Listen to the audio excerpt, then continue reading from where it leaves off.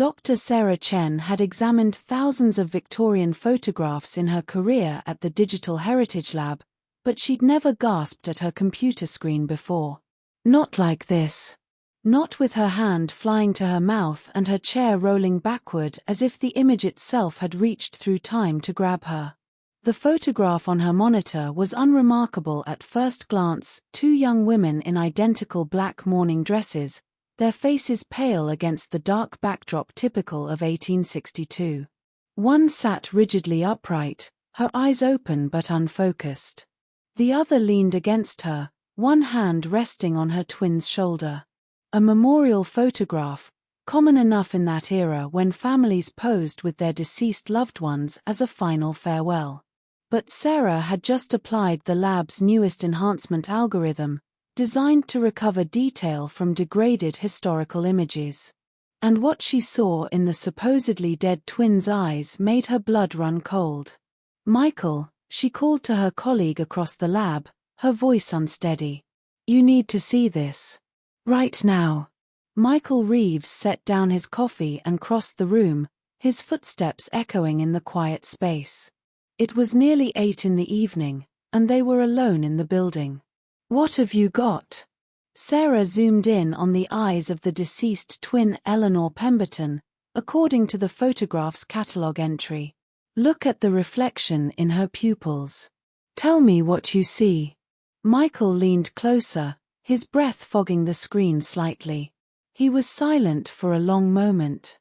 That's the camera lens. And is that the photographer's silhouette? Now look at the pupil shape itself." Sarah's finger trembled as she pointed. "The algorithm can detect microvariations in density. See how the pupil isn't perfectly round?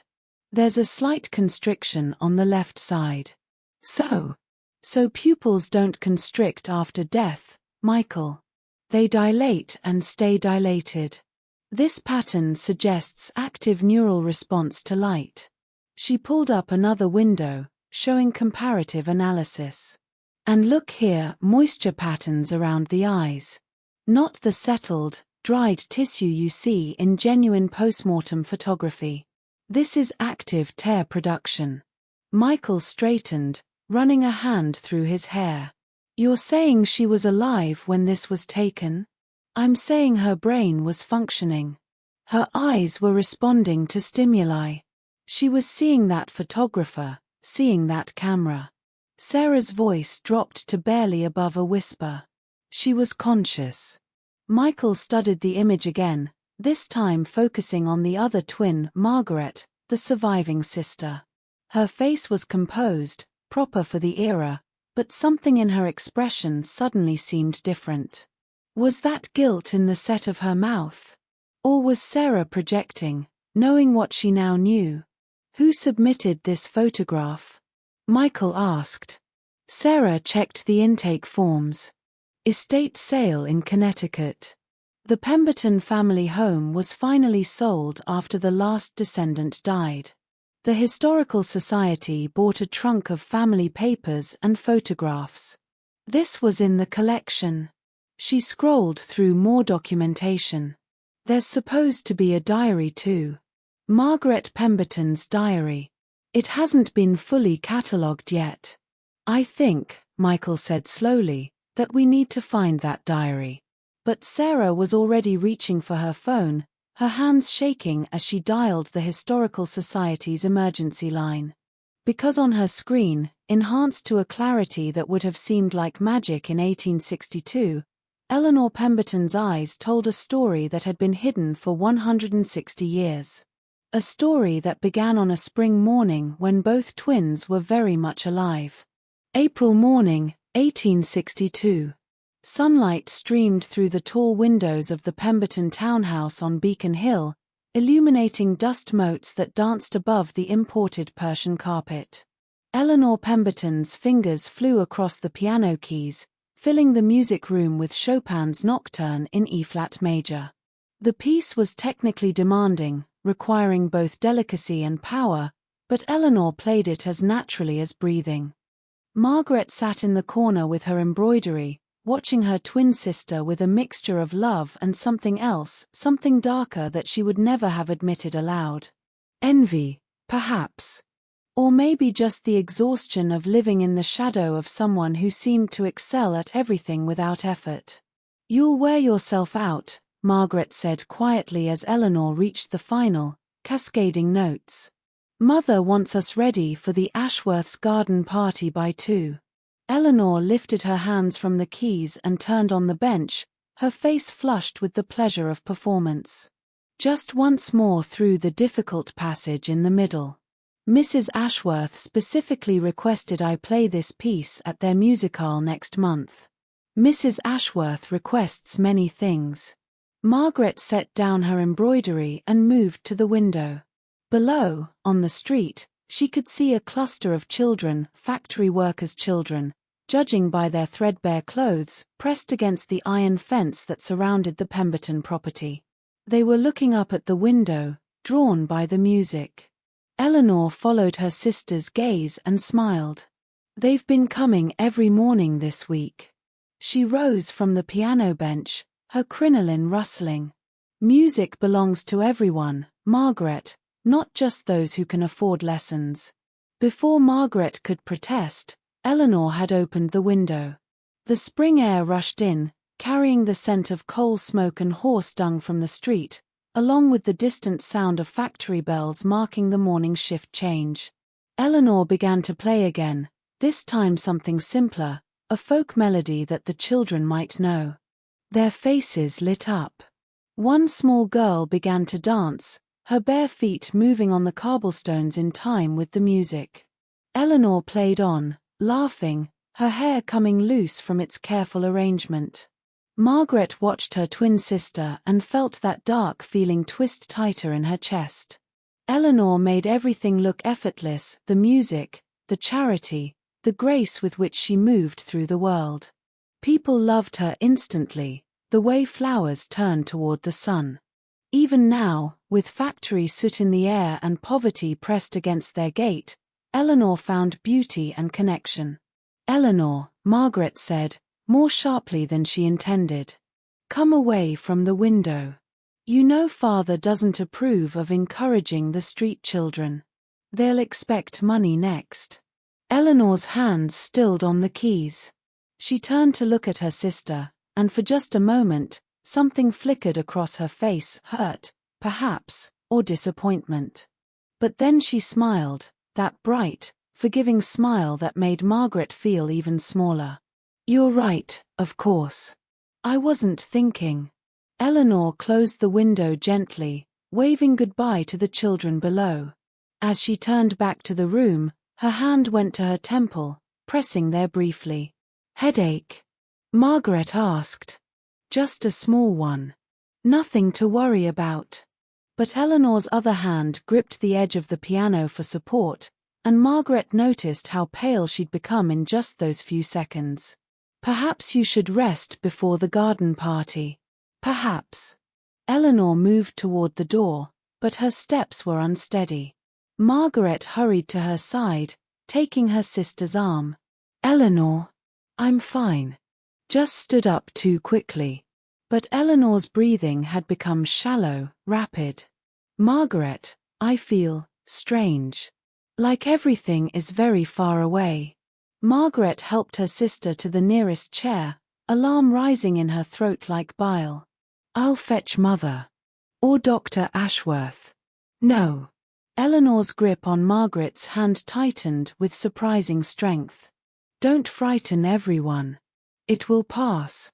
It always passes. Always."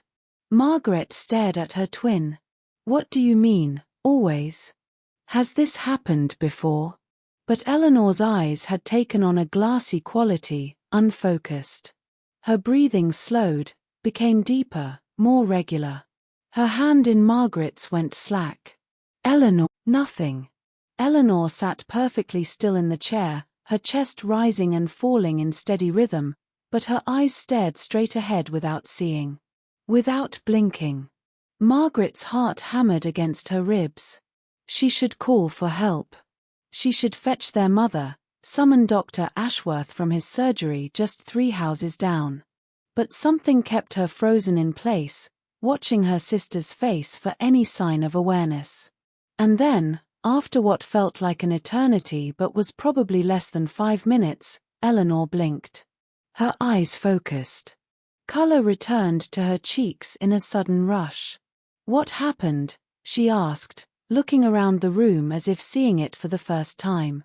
"You went away," Margaret said, and her voice sounded strange to her own ears. "You were here, but not here." "Eleanor, what was that?" Eleanor's hand went to her temple again, and this time Margaret saw fear in her sister's eyes. Real fear, quickly hidden. "I don't know. It's happened a few times before. Never for very long. Just a few minutes where everything goes distant and I can't seem to move or speak. Like being trapped behind glass." "And you didn't tell anyone?" "You didn't tell me. I was afraid they'd call me hysterical. You know how Dr. Ashworth talks about women with delicate nerves." Eleanor stood up, smoothing her dress with hands that trembled slightly. "Promise me you won't say anything, Margaret. Please. I'll be fine. It's nothing serious." Margaret wanted to argue. Wanted to insist they tell their parents, summon the doctor, do something. But she looked at her sister's pleading face and thought about what would happen if people knew. The whispers. The diagnosis of hysteria. The treatments Dr. Ashworth recommended for such cases: ice baths, isolation, tonics that left women dull-eyed and compliant. "Promise me," Eleanor repeated. "I promise," Margaret heard herself say. And even as the words left her mouth, she felt them settle into her bones like lead weights, heavy with a significance she couldn't yet understand. Eleanor kissed her sister's cheek. "Thank you. Now, I really should rest before the party. Will you tell Mother I'm lying down?" Margaret watched her twin leave the room, moving with careful precision, as if testing each step to ensure her legs would support her. The music room felt suddenly cold despite the spring sunshine, and Margaret wrapped her arms around herself, trying to shake the feeling that something fundamental had just shifted in the world. She couldn't have known, standing there in that moment, that Eleanor had less than 6 hours left. Couldn't have known that the promise she'd just made would haunt her for the rest of her life. Couldn't have known that 160 years later, a scientist named Sarah Chen would stare at a computer screen and see the truth that Margaret had been too frightened to speak. But perhaps some part of her sensed it. Because when she finally left the music room, she paused at the door and looked back at the piano where Eleanor had been playing just minutes before. The keys were still slightly depressed from the weight of her sister's final notes, and in the afternoon light streaming through the window, they looked like small white teeth, frozen mid-bite. Margaret shivered and closed the door behind her. The Ashworth's garden party began at 2 o'clock sharp, just as the spring afternoon reached its warmest peak.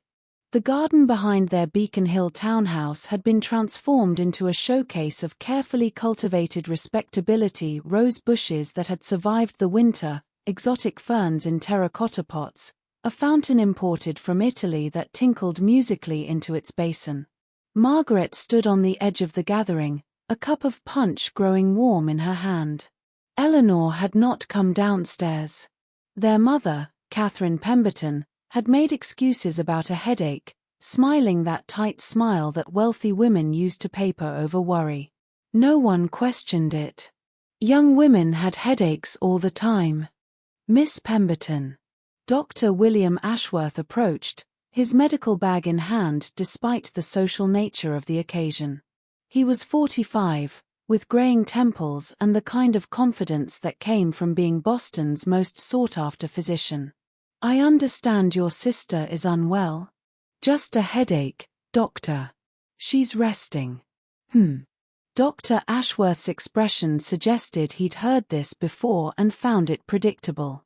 The female constitution can be quite delicate, especially in young women of refined breeding. Too much education, Too much excitement, it overtaxes the system.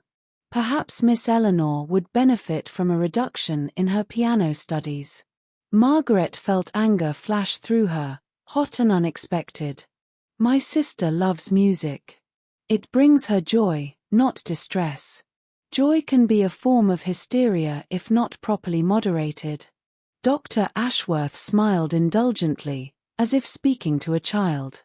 But I shouldn't worry you with medical matters. Enjoy the party, my dear. Your sister will be fine with rest. He moved away to join a cluster of other guests, and Margaret stood alone again, watching the social choreography of Boston society play out in careful steps. Women in their spring dresses, men in their tailored coats, everyone saying precisely what was expected and nothing more. She should go home. She should check on Eleanor. But some combination of duty and cowardice kept her rooted in place, sipping punch that tasted like sugar and guilt. It was nearly 4 o'clock when their housemaid, Bridget, appeared at the garden gate. Margaret saw her immediately. Servants never came to social gatherings unless something was wrong. Bridget's face was pale, her cap askew as if she'd been running. "Miss Margaret," she gasped. "You must come at once. It's Miss Eleanor." The punch cup fell from Margaret's hand, splashing red liquid across white gravel. She was already moving, gathering her skirts to run, propriety forgotten. Dr. Ashworth called after her, but she didn't stop, didn't look back. The 3 houses between the Ashworths and her own had never seemed so far. Margaret's corset constricted her breathing, her crinoline caught on hedges and gates, but she ran faster than she'd ever run in her life. Bridget kept pace beside her, wringing her hands. "What happened?" Margaret demanded. "She came down for tea, seemed quite herself. But then she just stopped. In the middle of speaking. Stopped dead and fell to the floor." Bridget's voice broke. "We thought she'd fainted, but your mother can't wake her. She won't wake up, Miss Margaret. She won't wake up at all." They burst through the front door of the Pemberton townhouse to find it in chaos. Servants clustered in the hallway, whispering. Margaret pushed past them and took the stairs 2 at a time, her heart pounding so hard she thought it might burst through her ribs. Eleanor lay on her bed in her room, perfectly still. Their mother sat beside her, gripping one of Eleanor's hands in both of hers, tears streaming down her carefully powdered cheeks. "She won't wake," Catherine Pemberton kept saying. "She won't wake. Eleanor, darling, please wake up." Margaret fell to her knees beside the bed, taking her sister's other hand. The skin was cool but not cold. She pressed her fingers to Eleanor's wrist, searching for a pulse. It was there, faint, slow, but definitely there. "She's alive," Margaret said, her voice high with relief. "Mother, she's alive. Her heart is beating. But she won't wake." Catherine looked at Margaret with eyes that had aged a decade in the past hour. "Dr. Ashworth is coming. He'll know what to do. He must know what to do." Margaret stared at her twin sister's face. Eleanor's eyes were closed, her expression peaceful. She could have been sleeping, except for the absolute stillness of her body. No fluttering of eyelids, no small movements that even deep sleep produced. And there was something else, something that made Margaret's stomach drop. Eleanor's right hand, the one Margaret wasn't holding, lay curled on the coverlet. And beneath it, partially hidden by the bedclothes, was a piece of paper. A letter, judging by the visible seal. Margaret reached for it carefully, sliding it from beneath her sister's motionless fingers. The seal was broken, the handwriting on the outside unfamiliar but masculine. She shouldn't read it.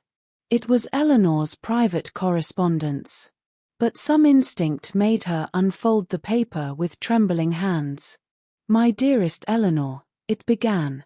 "I can no longer bear the separation your father insists upon. 3 months have passed since he forbade our engagement, And each day without you is an agony. I have secured a position in Philadelphia, not the grand appointment I'd hoped for, but honest work that will allow me to support a wife. Come with me. Marry me in secret if we must. I will be at the Old North Church at midnight on the 15th of April. If you love me as you claim, meet me there. We can start a new life together, free from the constraints of your family's expectations. Yours eternally, Samuel. Margaret's hands shook as she reread the letter. The 15th of April. Today. Eleanor had been planning to elope. To run away with Samuel Hartley, the music teacher their father had dismissed 3 months ago when he discovered the young man's romantic intentions toward Eleanor. What is that? Catherine demanded. Nothing. Margaret folded the letter quickly and tucked it into her sleeve. Just a note about piano music. Her mother wasn't listening anyway. Heavy footsteps sounded on the stairs, and Dr. Ashworth entered the room, his medical bag now open, his expression shifting to professional assessment.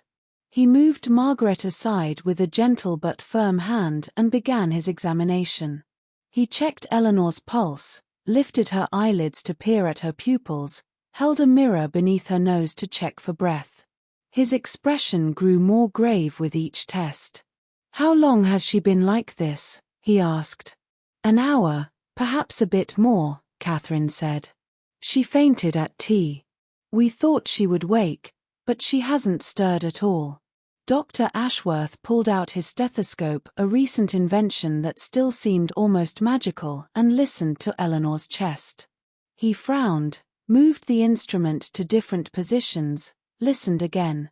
Finally, he straightened, his face set in the expression Margaret had learned to dread, the one doctors wore when delivering bad news.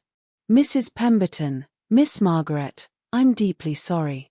Your daughter has passed. No. The word came out of Margaret like a sob. No, she has a pulse. I felt it. She's breathing. Barely. Dr. Ashworth's voice was not unkind, but it was firm. The body sometimes continues its basic functions for a short time after the spirit has departed. What you felt was likely your own pulse in your fingertips, not hers. There is no heartbeat. No breath. She is gone. Check again, Margaret begged. Please, check again. Miss Pemberton, I understand your distress, but I assure you, I am quite certain. He turned to Catherine, who had begun to keen, a low, terrible sound of grief. These sudden deaths in young women are tragic but not uncommon. The female system is subject to many weaknesses. A heart defect, perhaps, or a weakness in the brain's blood vessels. These delicate constitutions cannot always withstand the demands placed upon them. Margaret stared at him, then at her sister's still face. Eleanor looked exactly as she had during that episode that morning, peaceful, present but absent, trapped behind glass. But this time, she wasn't waking up. This time, there was no flutter of return, no sudden gasp of air. I felt her pulse, Margaret whispered again, but no one was listening. Dr. Ashworth was already preparing a draft for Catherine, something to calm her hysteria. He was speaking about arrangements, about the need to contact the funeral home, about how they shouldn't wait long in this warm weather. His words washed over Margaret like water, meaningless and cold. She looked down at her sister's face. Eleanor's lips were slightly parted, her skin pale but not yet waxen. Margaret leaned close, so close she could feel her own breath bounce back from Eleanor's cheek. Fight, she whispered. Eleanor, please fight.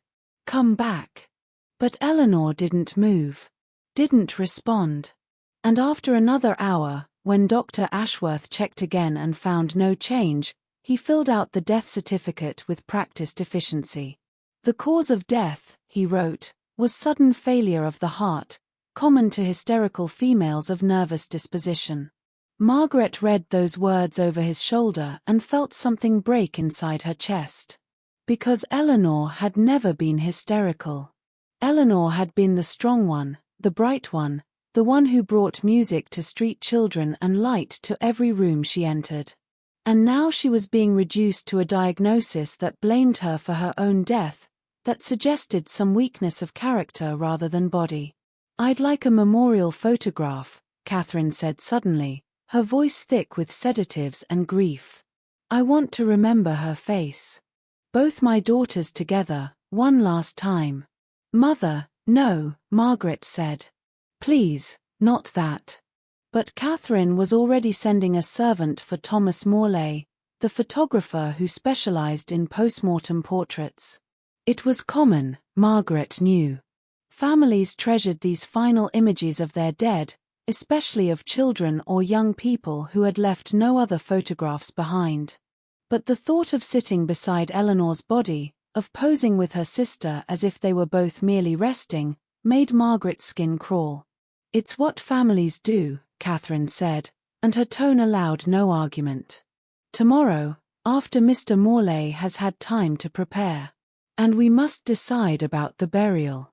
Dr. Ashworth recommends we proceed quickly." "Quickly?" Margaret's head snapped up. "Mother, it's only been a few hours." "The warm weather," Dr. Ashworth interjected. "In cases like this, it's best not to delay. The body will deteriorate rapidly. I recommend burial within 48 hours at most." "That's not enough time." Margaret heard the hysteria creeping into her own voice and fought to control it. "What if we're wrong? What if she's not really?" "Margaret." Catherine's voice was sharp, cutting through the room like a blade. "Stop this. Your sister is dead. Dr. Ashworth has confirmed it. I will not have you making this harder than it already is with your morbid fantasies. They're not fantasies. This morning, she had an episode. She went still and blank, just like this, and then she came back. What if this is the same thing? What if she just needs more time? What episode?" Dr. Ashworth's expression had sharpened. "What exactly happened this morning?" Margaret opened her mouth, then closed it. She'd promised Eleanor she wouldn't tell. But Eleanor was dying or dead. Everyone said she was dead, but Margaret couldn't make herself believe it, and surely that promise didn't hold anymore. "She became very still," Margaret said slowly. "Almost catatonic. She couldn't move or speak. It lasted perhaps 5 minutes, and then she returned to normal. She said it had happened before." "Before?" Catherine's face had gone pale. "Eleanor had these spells before and you didn't tell us?" "You didn't tell me. She made me promise. She was afraid of being called hysterical. Afraid of the treatments." Dr. Ashworth shook his head slowly. "If I had known about these episodes, I could have prescribed appropriate treatment. Bed rest, sedatives, a restricted diet. These spells you describe are classic signs of a hysterical condition. The brain becomes overtaxed, leading to these fugue states. Eventually, in severe cases, the body simply gives out, as we've seen here." Another hysteric young woman, Margaret heard him say to her mother in a lower voice, as if she couldn't hear. "These delicate constitutions cannot withstand modern city life. The excitement, the stimulation, it's too much for some." Margaret wanted to scream, wanted to shake him until that smug certainty fell out of his eyes. But she was just a 19-year-old girl, and he was Boston's most respected physician, and no one would believe her over him. She looked down at Eleanor one more time. Her sister's face was peaceful in the lamplight, beautiful even in death. Or not death. Or whatever this was. And then Margaret saw it. So slight she almost missed it. A single tear, welling up in the corner of Eleanor's right eye, breaking free to slide down her temple into her hair. "She's crying," Margaret breathed. "Mother, look, she's..." But when Catherine looked, the tear was gone, absorbed into the dark hair at Eleanor's temple. Just a trick of the light, Dr. Ashworth said. Moisture from the air. The body releasing fluids as it began its natural process of decay. Margaret said nothing more. But she knew what she'd seen. And late that night, long after her mother had been sedated and Dr. Ashworth had gone home and the house had fallen into the peculiar silence that follows sudden death, Margaret slipped into Eleanor's room and took her sister's hand in the darkness. "I don't know if you can hear me," she whispered. "I don't know if you're still in there. But I saw your tear. I felt your pulse this afternoon, no matter what Dr. Ashworth says. You're not gone. You can't be gone." Eleanor's hand lay limp in hers, cool and unresponsive. No answering pressure. No sign of life beyond the gentle rise and fall of her chest, which Dr. Ashworth had said was just residual muscle action, nothing more. "Fight," Margaret whispered again. "Please, Eleanor. Fight." But by morning, Eleanor was still just as motionless. And Thomas Morley was coming at 10 o'clock to take the photograph. Thomas Morley had been photographing the dead for 7 years, and he prided himself on his professionalism. Death was universal, after all, and memorial photography served a genuine need for grieving families. He approached each session with respect and technical precision, creating dignified images that families could treasure. But the Pemberton girl made him uncomfortable from the moment he saw her. She was too perfect, for one thing. Usually, the dead had already begun the subtle changes that marked their departure, a settling of the features, a waxiness to the skin. But Eleanor Pemberton, propped in her chair beside her living twin, looked as though she might simply open her eyes at any moment. "Shall we position her more naturally?" Thomas suggested to Mrs. Pemberton, who hovered nearby, wringing her hands. "Perhaps with her eyes closed. It's more peaceful that way." "No." Catherine's voice was sharp.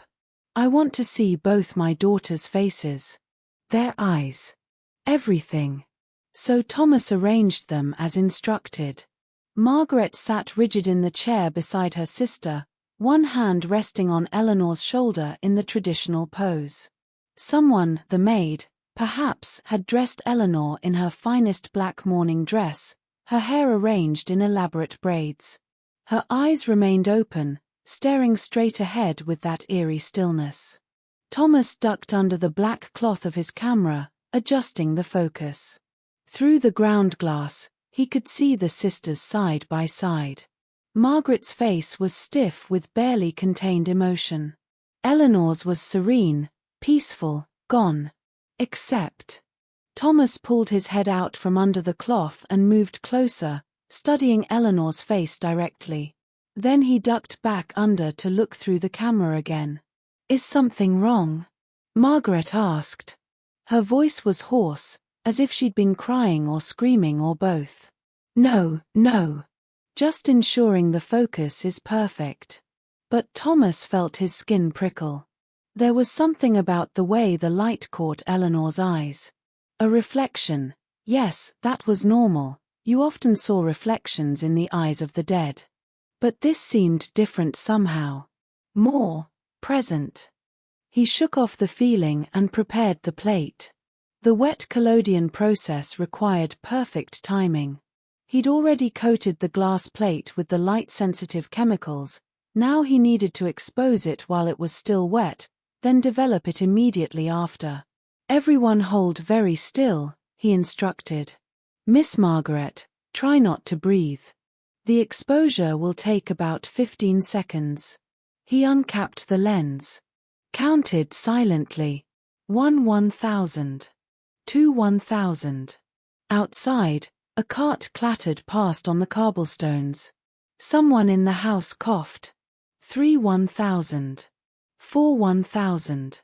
And then, through the black cloth, Thomas saw something that made him stop counting entirely. A slight movement. Barely perceptible. But Eleanor Pemberton's right index finger, the one resting on the arm of her chair, had curled. Just slightly. Just enough to be visible. Thomas's breath caught. He finished the exposure in a rush, capping the lens with shaking hands. When he emerged from under the cloth, both sisters looked exactly as they had before. Margaret's face strained and pale. Eleanor's peaceful and still. "Did you see that?" Margaret's voice was barely above a whisper. Her finger. It moved. "Young lady, I saw nothing of the sort." Thomas began packing his equipment with hands that wanted to tremble. "The lighting in here creates shadows and tricks the eye. Nothing more." But he had seen it. He knew he'd seen it. And now he had a choice to make: tell the family what he'd observed and risk being called a hysteric himself, or stay silent and let them proceed with whatever burial plans they'd already made. Thomas thought about his reputation. His business. The dozens of families who trusted him with their most intimate moments of grief. He thought about what would happen if word got out that he'd made wild claims about a corpse moving during a photograph session. "The plate is ready for development," he said, his voice carefully neutral. "I'll have the final prints delivered this afternoon." Catherine handed him his payment and showed him to the door. Thomas walked down the front steps with his equipment case feeling heavier than usual. At the bottom, he paused and looked back at the window of the room where they'd taken the photograph. Margaret stood there, watching him. Even from the street, he could see the accusation in her eyes. She knew. She knew he'd seen something, and she knew he was choosing silence. Thomas turned away and continued walking. He'd seen nothing. Nothing at all. Just the tricks of light and shadow that sometimes made the dead seem less dead than they were. But that night, in his darkroom, when he developed the plate and made the first prints, he stared at Eleanor Pemberton's eyes for a long time. And he saw what the digital enhancement would make clear 160 years later: a reflection in those supposedly dead eyes that suggested awareness. Suggested sight. Suggested consciousness. He burned his notes from the session. Kept only the basic technical records required for his files. And he never spoke of the Pemberton photograph to anyone. 15 years later, Thomas Morley would die of a heart attack in his own darkroom, surrounded by images of the dead. But even on his deathbed, he never told anyone what he'd really seen that morning in 1862. Some silences, once chosen, become permanent. The funeral took place 36 hours after Eleanor's collapse. Rain drummed on the black umbrellas gathered around the grave in Mount Auburn Cemetery, and the minister's words about God's mysterious ways were swallowed by wind and water. Margaret stood at the graveside, her black dress soaked through, and watched 6 men lower her sister's coffin into the ground. 48 hours. That's all the time that had passed between Eleanor playing Chopin at the window and this moment, this final, irreversible moment. She wanted to scream. Wanted to throw herself on the coffin and beg them to wait, just one more day, one more hour. Because she was certain now, with a certainty that burned in her bones, that Eleanor had still been alive when they closed the lid.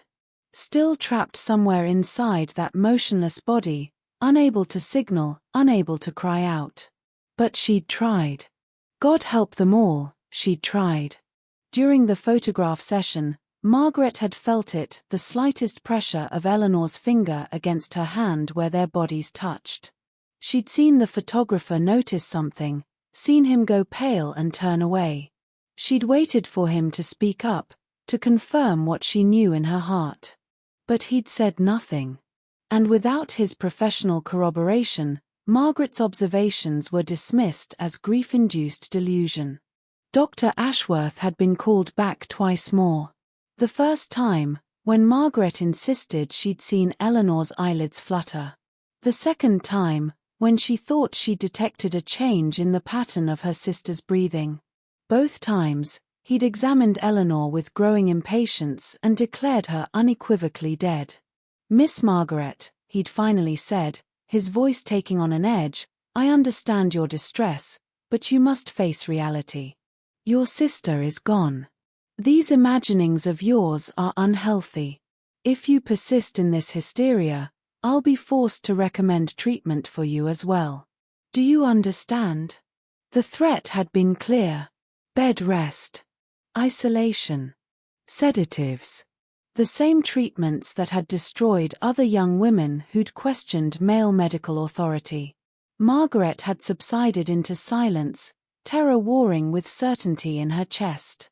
Now, watching the first shovelful of earth fall onto Eleanor's coffin with a hollow thud, Margaret felt that terror crystallize into something else. Guilt. Rage. A grief so profound it had no name. "I'm sorry," she whispered, too quietly for anyone else to hear. "Eleanor, I'm so sorry." The rain intensified, and the mourners began to drift away toward their carriages. Catherine Pemberton had to be supported on either side. She'd become almost catatonic with grief, barely eating, barely speaking. Their father was no better, his face grey with shock and loss. Margaret was the last to leave the graveside. She stood in the pouring rain, staring at the fresh earth that marked her twin sister's resting place, and made herself a promise. She would document everything. Every suspicion, every doubt, every moment of that terrible 2-day period.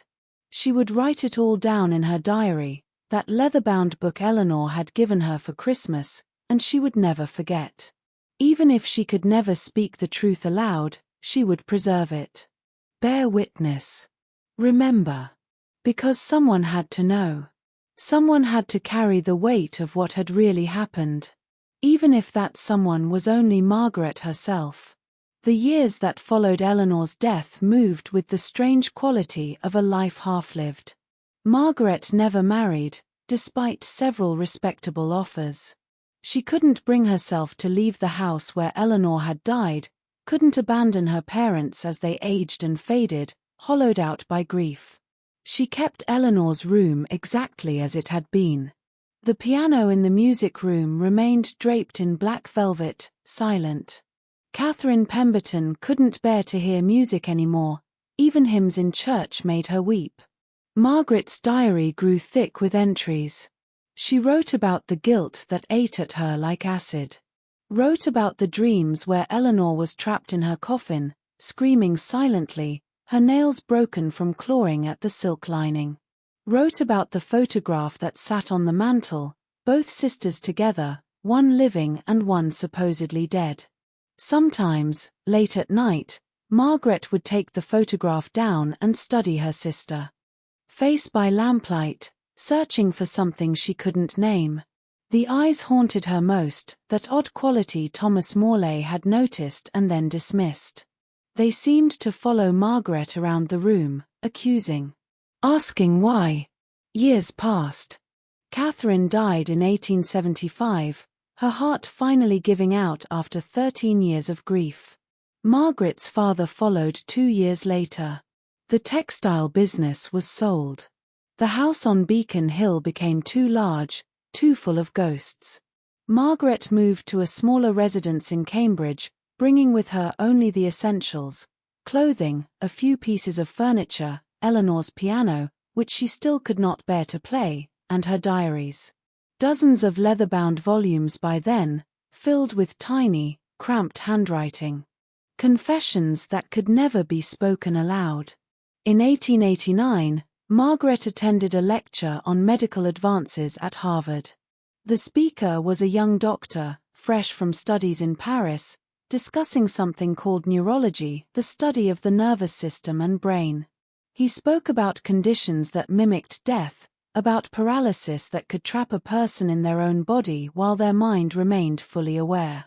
Margaret sat in the back row of the lecture hall, her hands clenched in her lap, and listened to him describe periodic paralysis, a rare condition where the muscles suddenly stopped responding, where the person appeared catatonic but retained full consciousness. It could last minutes, hours, or in severe cases, days. Days. Her vision blurred with tears. She wanted to stand up, to interrupt the lecture, to tell everyone what she'd witnessed 27 years ago. To explain that this was exactly what had happened to Eleanor, that they'd buried her sister alive because medicine hadn't known, hadn't understood, hadn't believed. But she remained silent. Because what good would it do now? Eleanor had been dead, truly dead this time, for nearly 3 decades. And Margaret had no proof beyond the ravings in her diary, the observations of a young woman whom Dr. Ashworth had threatened with his hysteria diagnosis. Still, she had to do something. Had to leave some record for the future, in case medical knowledge ever advanced enough to vindicate Eleanor's memory. That night, Margaret added a new entry to her diary, dated May 3, 1889. Today I learned there is a name for what happened to Eleanor. Periodic paralysis. A condition where the body becomes completely immobile but the mind remains alert and aware. I have carried this knowledge like a stone in my chest for 27 years. I knew she was alive. I felt her pulse. I saw her finger move during the photograph. I watched her shed a tear. But I said nothing. I let them bury her because I was afraid of being called mad, afraid of the treatments, afraid of losing what little standing I had in a world that does not trust women's observations or intuition. God forgive me, I was a coward. And Eleanor paid the price for my cowardice. If anyone ever reads this diary, know this: my sister was buried alive. Dr. Ashworth was wrong. The photographer was a coward who saw the truth and turned away. And I, her twin, her closest companion, failed her in the moment she needed me most. I can only hope that the paralysis rendered her truly unconscious during those final hours in the coffin. That she did not wake in the darkness, trapped, unable to scream. That she did not die in terror and despair, calling for help that would never come. But in my heart, I fear the worst. And I will carry that fear to my own grave. Margaret sealed the diary entry with wax, as she did with all the most painful entries. She had begun to think of these volumes not as private journals but as evidence. Testimony. A record that would survive even after she was gone. She was right about that, at least.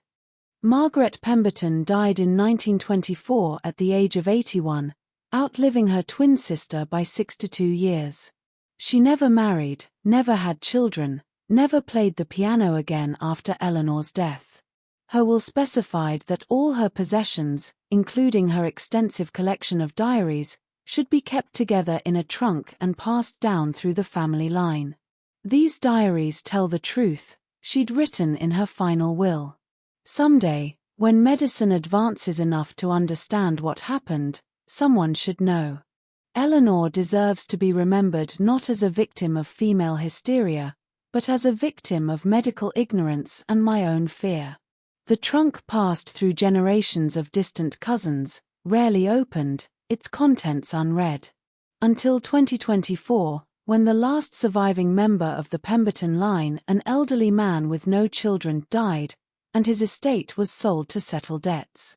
The Historical Society bought the trunk for $300. A bargain, they thought, for a collection of Victorian-era documents. They catalogued the photographs first, including the memorial photograph of Eleanor and Margaret, and uploaded high-resolution scans to the Digital Heritage Lab's database for preservation and enhancement. Margaret's diaries sat in a climate-controlled archive room, waiting to be read. Sarah Chen worked through the night after her initial discovery. She couldn't stop staring at Eleanor Pemberton's eyes in the enhanced photograph. The more she analyzed them, the more certain she became. The pupil constriction, the moisture patterns, the reflection quality, all of it pointed to active neural function. Michael had gone home around midnight, promising to return first thing in the morning. But Sarah couldn't sleep. Couldn't look away from the image that seemed to reach across 160 years to tell a story no one had been willing to hear. At 3 a.m, she finally called the Historical Society's curator, despite the ungodly hour. "This better be important," Gregory Martinez answered, his voice thick with sleep. "It is. I need Margaret Pemberton's diary. Right now. Tonight." Sarah, it's 3 in the morning. Gregory, I have evidence that Eleanor Pemberton was alive when this photograph was taken. Fully conscious and aware. If her sister's diary confirms what I think it does, this isn't just historical curiosity. This is documentation of a woman being buried alive. Silence on the other end of the line. Then, I'll meet you at the Historical Society in 20 minutes. The archive building was cold and silent in the pre-dawn hours. Gregory unlocked the climate-controlled storage room with hands that shook slightly, whether from cold or excitement or horror, Sarah couldn't tell. The Pemberton collection is extensive, he said, leading her past rows of shelves. 43 leather-bound volumes spanning 62 years. We've only digitized and transcribed about a third of them so far. The handwriting is difficult, very small, very cramped. Where would I find entries from April and May 1862? Gregory pulled down a volume bound in dark green leather, the spine cracked with age. This one covers 1862 to 1865. But Sarah, even if you find something, we need to be careful about how we present this. We can't make claims we can't substantiate. Just show me the diary. He handed it over reluctantly. Sarah carried it to one of the reading tables, donning the required cotton gloves before opening the fragile pages. The handwriting was indeed difficult, tiny letters crowded onto each page as if Margaret had been trying to fit as much truth as possible into limited space. Sarah skipped ahead to April 1862. And there, written in ink that had faded to brown but remained legible, she found it. April 15th, 1862. Eleanor is dead. Dr. Ashworth has declared it so. But I know, God help me, I know that she is not. This morning she had another of her spells, the ones she made me promise never to tell anyone about. She went rigid and blank, trapped behind her eyes for nearly 5 minutes before returning to herself.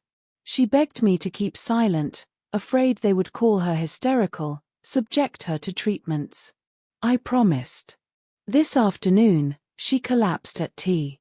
The same stillness, the same terrible absence. But this time, she did not wake.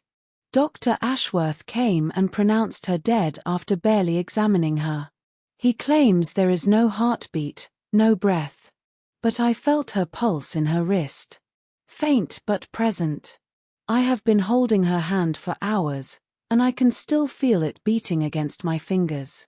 I tried to tell them. Mother would not listen. Dr. Ashworth threatened me with his hysteria diagnosis if I persisted. I am terrified and I do not know what to do. Sarah's breath caught. She turned the page with trembling hands. April 16th, 1862. Her finger moved against mine during the photograph. I am certain of it. The slightest pressure, like she was trying to squeeze my hand. The photographer saw something too, I could tell by the way his face changed, but he said nothing. He looked at me with guilt in his eyes and said nothing at all. I saw her tears but said nothing. What kind of sister am I? What kind of coward? She is alive in there, trapped, screaming without sound, and I am too frightened to save her. They are planning to bury her tomorrow. 36 hours after her collapse. Dr. Ashworth insists it must be done quickly in this warm weather. I have begged for more time, but they think my pleas are grief-induced madness. Eleanor, if you can somehow know these words, if some part of you survives to understand, I am so sorry. I am so desperately sorry. I failed you. I let fear silence me when I should have screamed the house down. I chose my own safety over your life, and I will never forgive myself. Sarah's eyes were streaming tears now, making the already difficult handwriting blur. She wiped them away impatiently and kept reading. April 17th, 1862. She is buried. I watched them lower the coffin into the ground and I wanted to die myself. The rain drummed on the wood and I kept thinking, what if she can hear it? What if she's waking up right now in the darkness, realizing where she is? I pray she remained unconscious. I pray the paralysis kept her mind as still as her body. Because if she woke up in that coffin, if she experienced even one moment of awareness in that terrible darkness. I cannot finish this thought. I cannot bear it. Sarah sat back in her chair, her heart pounding. This was it. This was the confirmation. Eleanor Pemberton had been buried alive, and her sister had known it, documented it, carried the guilt until her own death 62 years later. Gregory, she said quietly. Call every medical historian you know. Call the press. Call everyone. What did you find?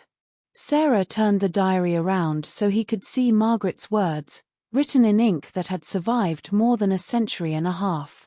Proof, she said. Margaret Pemberton documented everything.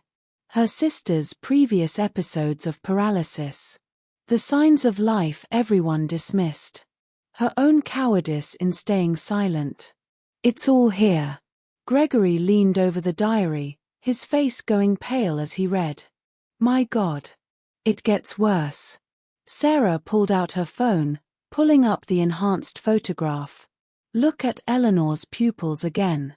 The constriction pattern suggests she was looking at the camera. Looking at Thomas Morley. Looking at her sister. She was seeing everything, and she couldn't move, couldn't speak, couldn't beg them to wait. Gregory sank into the chair beside her. How many others? He asked quietly. How many other women were diagnosed with hysteria and buried alive? We'll never know. But we can tell Eleanor's story. We can make sure people remember what happened to her. We can give Margaret Pemberton the vindication she spent 62 years hoping for. Sarah turned back to the diary, reading ahead through the years of Margaret's life. The guilt never faded. Every entry mentioned Eleanor, even decades later. Margaret had lived her entire life in the shadow of those 2 days in April 1862, replaying every moment, every decision, every failure to speak up. In one entry from 1889, after attending a lecture on periodic paralysis, Margaret had written, "If I could go back, knowing what I know now, would I have the courage to defy Dr. Ashworth? To insist they wait, even if they called me mad? To throw myself on Eleanor's coffin and refuse to let them bury her? I want to believe I would. But I fear I would make the same choice again, because I was not brave enough to sacrifice myself for her. And that knowledge is worse than death." Sarah closed the diary carefully, her mind already racing ahead. This story needed to be told properly, responsibly, but powerfully. Eleanor Pemberton deserved more than to be a footnote in medical history. She deserved to be remembered. "We need to find out more about this photographer," Sarah said. "Thomas Morley." Margaret said he saw something during the photograph session. There might be notes, other documentation. "I'll check our archives," Gregory said, already pulling out his phone. "We have records from several Victorian-era photographers. If Morley left any papers." Over the next 3 weeks, Sarah and her team worked around the clock. They found Thomas Morley's studio records, including a file on the Pemberton photograph that was notably sparse, just basic technical information, none of the detailed notes he usually kept about lighting conditions, exposure times, or client interactions. The absence itself was telling. They consulted with neurologists who confirmed that periodic paralysis, while rare, could indeed cause the kind of symptoms Margaret had described. In severe cases, episodes could last days. The condition was often triggered by stress or emotional extremes, like, for instance, receiving a letter from a forbidden lover asking you to run away with him. They found that letter too, still tucked into the pages of Margaret's diary, the ink faded but the words still legible. Samuel Hartley's desperate plea for Eleanor to meet him at midnight on April 15. The elopement that never happened because Eleanor had collapsed hours before the planned meeting. Samuel's story had its own tragedy. He'd waited at the Old North Church until dawn, then learned of Eleanor's death through the morning papers. He'd attended the funeral in the rain, standing at the back of the crowd, and then disappeared. They found a brief obituary from 1863. Samuel Hartley died of fever in Philadelphia, never married. Every thread of the story led back to the same conclusion. Eleanor Pemberton had been conscious during her supposed death, had been aware during the photograph, had likely been aware during the funeral, and had possibly, horribly, been aware for at least some time after being buried. Modern analysis of the moisture patterns around Eleanor's eyes suggested active tear production for at least 18 hours after the initial diagnosis of death. 18 hours of tears no one saw or acknowledged. 18 hours of silent screaming. The press conference took place on a grey October morning, 3 months after Sarah's initial discovery. The conference room at the Digital Heritage Lab was packed with reporters, medical historians, and descendants of the Pemberton family, distant cousins who'd had no idea their family history contained such tragedy. Sarah stood at the podium, the enhanced photograph displayed on the screen behind her, and told Eleanor's story. She spoke about Margaret's diary, about Thomas Morley's guilty silence, about Dr. Ashworth's dismissive diagnosis of female hysteria. She spoke about periodic paralysis and medical ignorance and the countless women who'd been silenced by a medical establishment that didn't believe them. Eleanor Pemberton was 19 years old when she was buried alive, Sarah said, her voice steady despite the emotion threatening to overwhelm her. She was talented, kind, and by all accounts, she had her whole life ahead of her. But she had the misfortune to develop a rare neurological condition at a time when medicine didn't understand such things, and in a society that routinely dismissed women's experiences of their own bodies. She clicked to the next slide, showing an excerpt from Margaret's diary. Her twin sister knew the truth.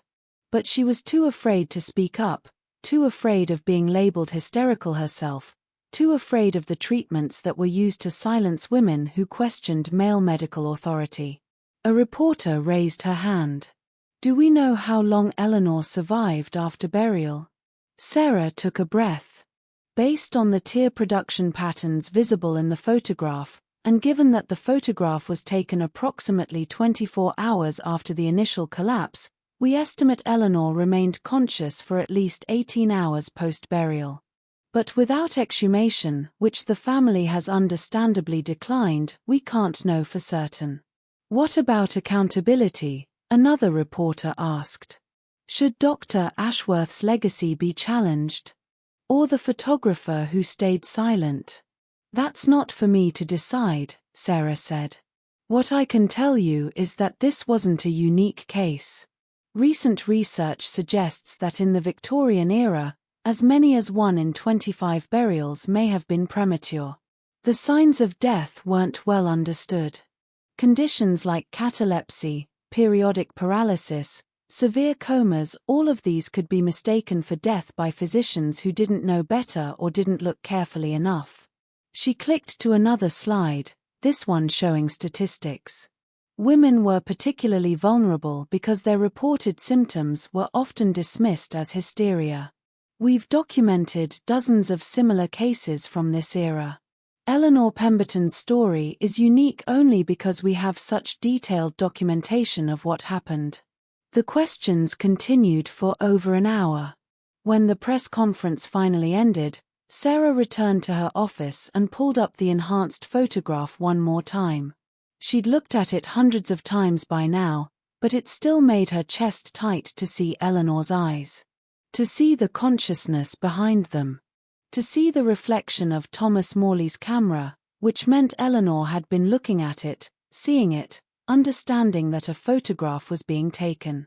Understanding that this might be her last chance to communicate with the world. "I see you," Sarah whispered to the image. "I see you, Eleanor." Finally, someone sees you. The story went viral, exactly as the premise had predicted. Within 48 hours, Eleanor Pemberton's face was everywhere on news sites, social media, YouTube videos analyzing the case. The photograph became one of those images that people couldn't look away from, couldn't stop sharing. The combination of elements proved irresistible: the Victorian setting, the twin sisters, the technological resurrection of truth, the medical misogyny, the moral questions about silence and complicity. Everyone had an opinion about Margaret's choice to stay silent. About Dr. Ashworth's arrogance. About Thomas Morley's cowardice. But the element that resonated most deeply, particularly with women over 50, was the theme of not being believed. Of knowing something true about your own body and having that knowledge dismissed by medical professionals who thought they knew better. The comment sections filled with stories, women whose endometriosis had been dismissed as hysteria for decades. Women whose heart attacks had been misdiagnosed as anxiety. Women whose severe symptoms had been attributed to menopause or stress or just being female. Women who'd been told they were exaggerating, imagining things, being emotional. Eleanor Pemberton's story is every woman's worst fear, one viral tweet read. That something will be wrong with us, and we'll know it, and no one will believe us until it's too late. 6 months after Sarah's discovery, the Boston Medical Museum opened a new exhibit, Voices Unheard, Women Failed by Victorian Medicine. Eleanor Pemberton was the centerpiece, but the exhibit documented hundreds of similar cases, women diagnosed with hysteria for everything from epilepsy to multiple sclerosis to tuberculosis. Women subjected to barbaric treatments because their real conditions weren't understood. Women silenced, institutionalized, or dead because medicine didn't trust them to know their own bodies. The exhibit included the original photograph, restored and preserved. Margaret's diary, open to the most damning pages. Thomas Morley's sparse notes from the session. Even Dr. Ashworth's death certificate for Eleanor, with its dismissive diagnosis. But it also included something else: letters. Thousands of letters, sent to the museum after Eleanor's story became public. Letters from people who'd been inspired to speak up about their own medical experiences. Letters from people who'd been dismissed by doctors and then vindicated. Letters from people thanking Eleanor for making their voices heard, even 160 years too late. The exhibit opened with a quote from Margaret Pemberton's final diary entry, written just before her death in 1924. "I have carried this secret for 62 years, hoping that someday, somehow, medical knowledge would advance enough to understand what happened to Eleanor. I do not know if such a time will ever come. But if it does, I hope that whoever discovers the truth will speak it loudly and clearly, in the voice I was too afraid to use when it mattered most." Eleanor deserves to be remembered not as a victim of female hysteria, but as a victim of medical ignorance and societal misogyny. She deserves to be remembered as intelligent, talented, and fully human, someone who knew her own body and tried to communicate her condition, only to be ignored. If this diary is ever read, tell her story. Tell it true. And please, please, forgive me for staying silent when she needed me to scream. Sarah Chen attended the exhibit opening, standing in the back of the crowd as the museum director gave a speech about medical progress and the importance of listening to patients. When it was over, people crowded around the displays, reading Margaret's words, staring at Eleanor's face, discussing what they would have done in Margaret's position. "Would you have spoken up?" Sarah overheard one woman ask her friend. "Even knowing you'd be called crazy? Even knowing they might institutionalize you?" "I want to say yes," the friend replied. "But honestly, I don't know." That's what makes this story so haunting. Margaret wasn't a villain. She was just a 19-year-old girl in a world that punished women for questioning male authority. And her sister died because of it. Sarah moved closer to the photograph, studying Eleanor's face one more time. In the enhanced image, you could see every detail: the elaborate braids in her hair, the lace collar of her mourning dress, the way her lips were slightly parted as if she'd been trying to speak. And her eyes. Those terrible, beautiful eyes that had finally told the truth. Eleanor Pemberton, Sarah whispered. One of hundreds failed by the medicine of her time. But no longer forgotten. No longer silenced. She thought about Margaret, carrying that guilt for 62 years.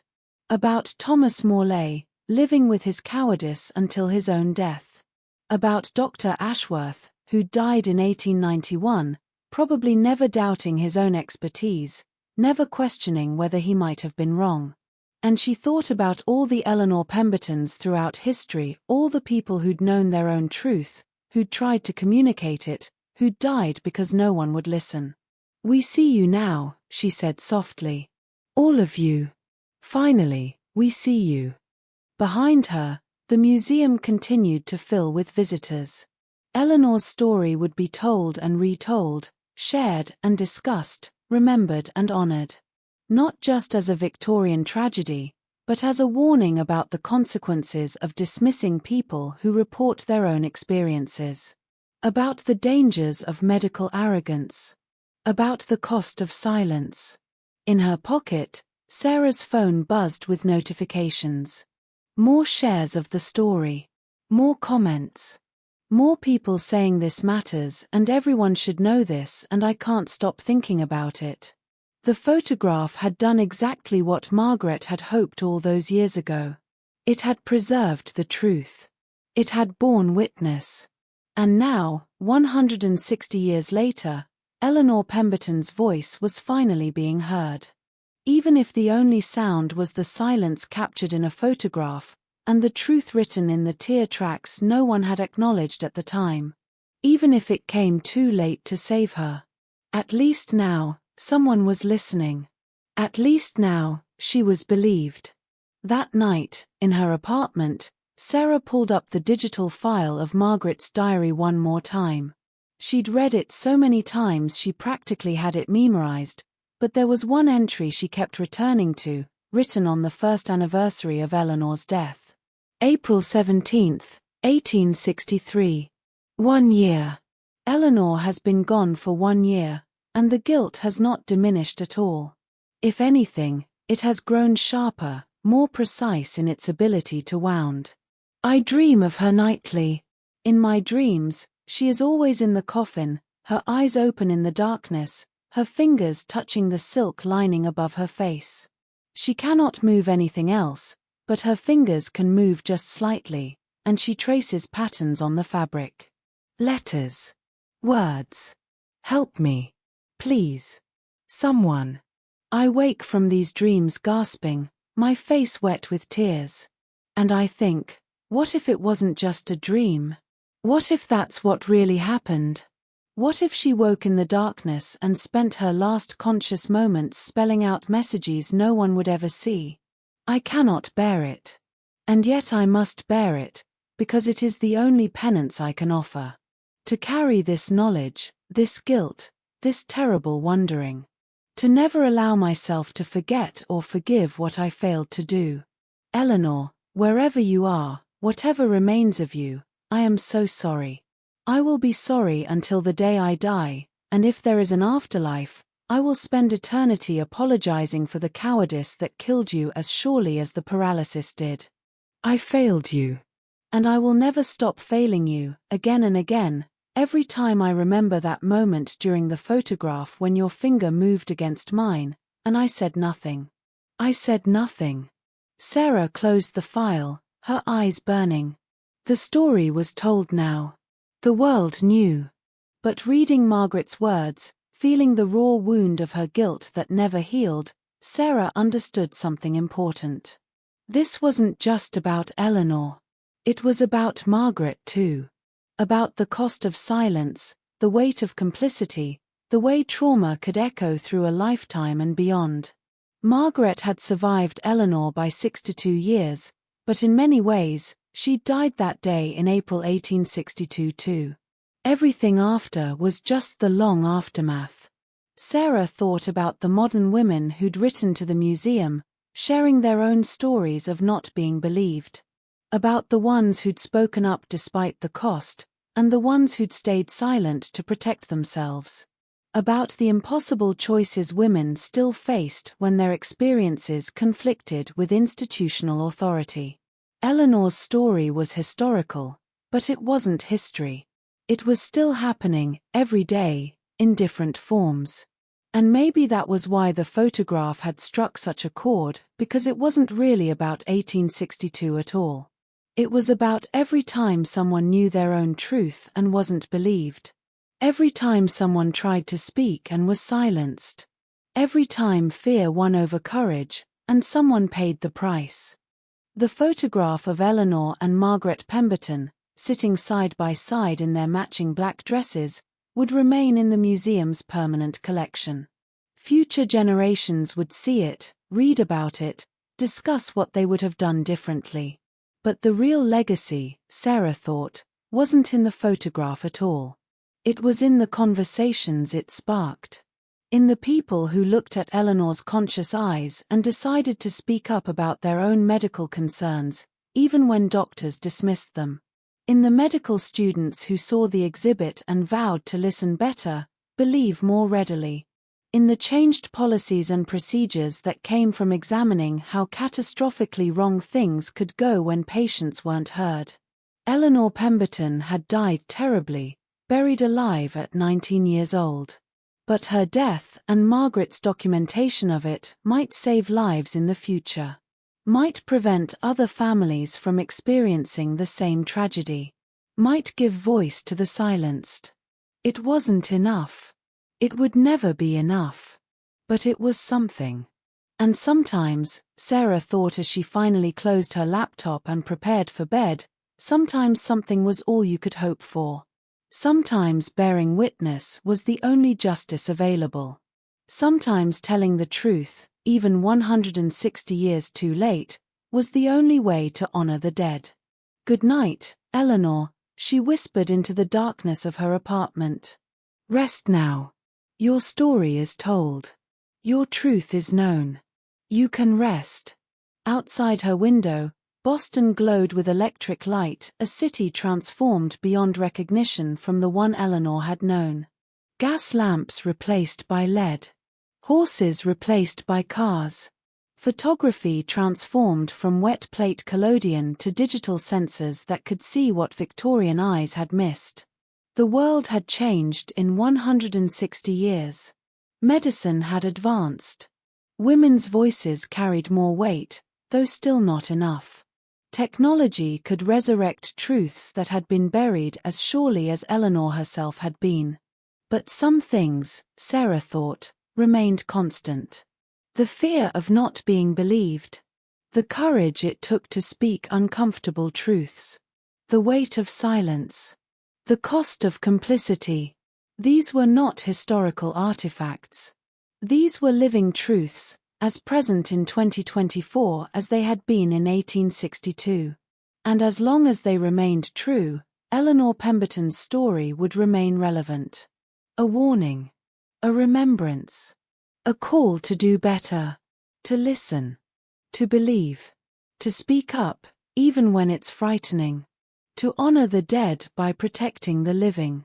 In a museum in Boston, Eleanor's eyes still stared out from the photograph, conscious and aware and finally seen. Her story had traveled across more than a century and a half to find its audience, carried forward by Margaret's guilt-stricken documentation and preserved by the very technology, photography, that had captured her final moments of consciousness. She was 19 years old. She loved music. She taught street children through an open window because she believed art belonged to everyone. She had a secret fiancé and a twin sister and a whole life ahead of her.